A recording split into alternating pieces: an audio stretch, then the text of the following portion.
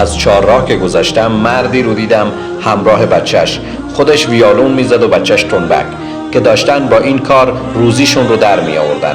این صحنه منو به بازار عکاظ مکه برد که شعرا و آوازخونا مردم رو دور خودشان جمع می کردن و با شعر و آوازشون پول از مردم می گرفتن. به سردر بازار که رسیدم وایستادم، نظاره‌گر شلوغی بودم، تو خیالم برگ‌های تاریخ رو ورق می زدم. اونجا که آیه خویشاوندان نزدیکت را انذار کن نازل شد. بسم الله الرحمن الرحیم وأنذر عشيرتك الأقربين واخفض جناحك لمن اتبعك من المؤمنين صدق الله. پیامبر علیه السلام که جامعه سرخ تنشون بود به بازار عکاظ آمدن و فرمودن ای مردم بگید لا اله الا الله تا رستگار بشید و پیروز.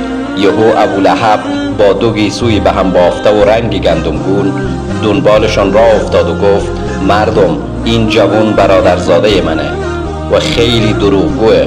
یادم اومد روزی را که رسول الله علیه السلام در حروره به نماز استاده بودند.